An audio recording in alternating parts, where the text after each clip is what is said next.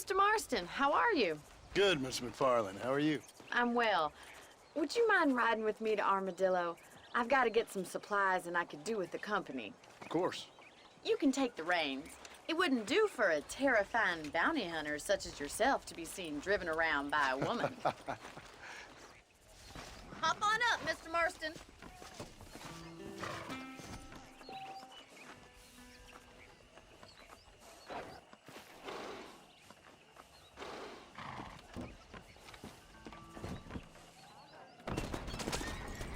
You're looking much better, considering you were almost buzzard food a couple days ago. Pick up the pace a little. It's quite a drive to Armadillo. The wagon isn't built for this kind of terrain. I have you to thank for that, miss. So do tell me, have you needlessly risked your life since we last spoke? No, miss, I have not. Well, that's a relief. Perhaps there's hope for you yet. I wouldn't bet on it. Oh, there's always hope, Mr. Marston. You can't be a rancher in this kind of country if you don't believe that. An admirable attitude, miss. I suppose so. I can't think of any other way to stay sane, to be frank. What about you? Have you ever given up hope altogether? Hope hasn't really entered into it. It's not really something I think about. A peculiar outlook. I can't really say I understand you. I can't always say I do either. Oh, don't be so deliberately enigmatic. I'm not, miss. Yes, you are. You are being deliberately obscure as a substitute for having a personality. I just know there are two theories to arguing with women, and neither one works. I'm not even going to dignify that gibberish with a response.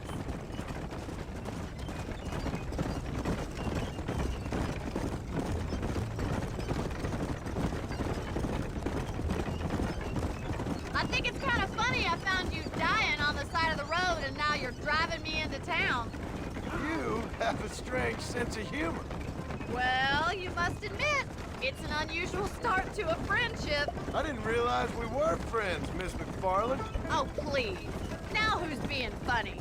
Listen, I know that business with Williamson is your business, but I don't know. You've been good to us, and I don't think you're a bad man.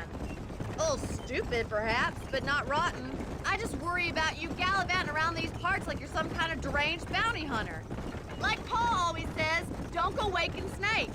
I appreciate your concern for us lesser mortals, Miss McFarland. I really do. And if there was any other way out, I'd take it. I can assure you of that.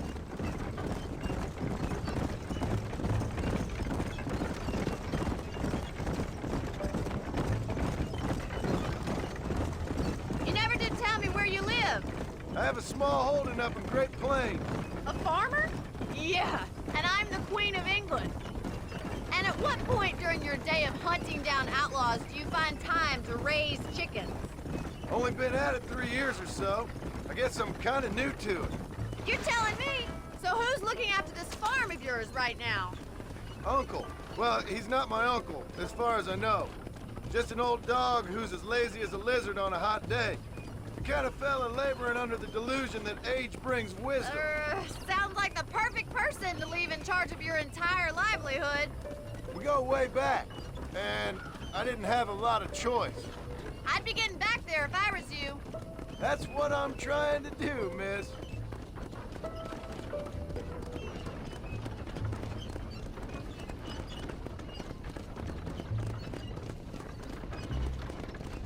How well do you know New Austin? I don't. We talked about coming down here many times, but never made it. Who's we? Me and the folks I used to work with. Yeah, New Austin. The last real outlaw country, where the old ways still hold true. Do a man wrong, he'll shoot you for it. Do a man right? Well, he still may shoot you for it. But at least you have an idea of what's right and what's wrong there. Dear, oh dear, Mr. Marston. What dreadful novel did you get that romanticized drivel out of? Those days are long gone, if they were ever here at all.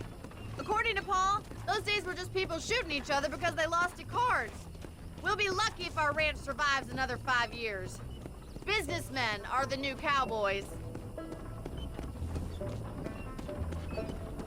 Pick up the pace a little. It's quite a drive to Armadillo. Crack that whip. We don't have all day. You look like a man who's been through the mill. Thank you. I mean, you've lived some life. I'm 27 years old and I have rarely left Hennigan's stead. Although many years ago we did briefly employ a French governess. Well, I think she was French. She said she was French, but she spoke Russian. That was when Paul thought I would become a lady. A change of pasture doesn't always make for a fatter calf. I know, and I wouldn't change my life for all the money in the world. I'm just saying, sometimes I wish I'd been, well, braver. Been to more places, seen more things. If you ask me, it usually takes more strength to stay than to run, Miss McFarland.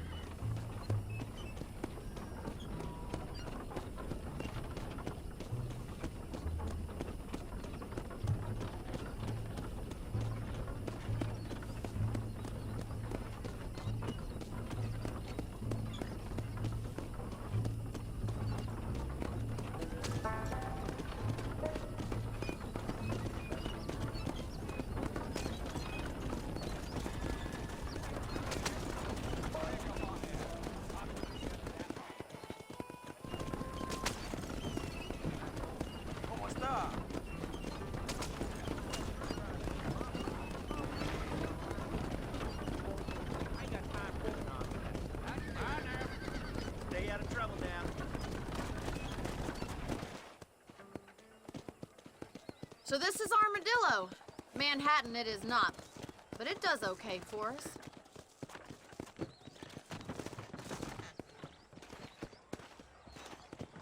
Most important thing for you right now is getting yourself into Dr. Johnson's office to purchase some medicine. The first one's on me. Thank you, miss. I'll pay you back. I'm sure you shall. The doc's a good fellow. He saved your life, so be polite to him. Meet me in front of the general store when you're done.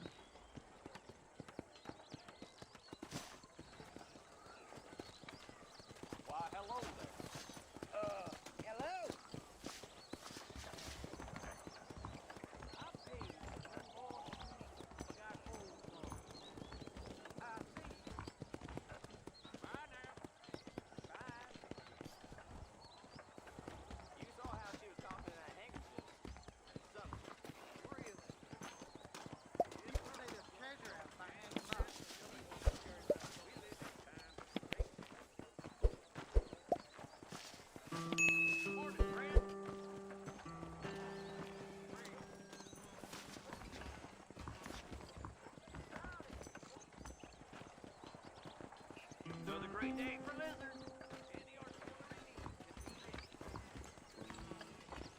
How can I help you? Maybe it's time I bought a new buggy. Hi there. I'm selling some good tonics if you need them. Any trouble, let me know.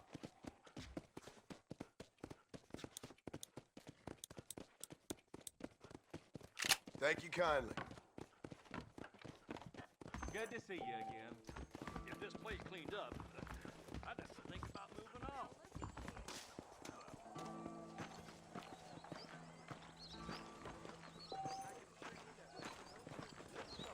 Good to see you, my dear.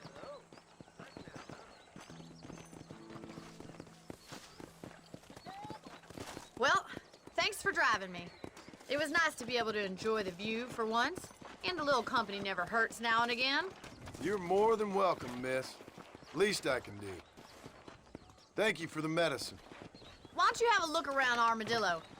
You can always take a stagecoach back to the ranch later. I might just do that. Travel safely, miss. Try not to get yourself shot. I won't be around to save you this time.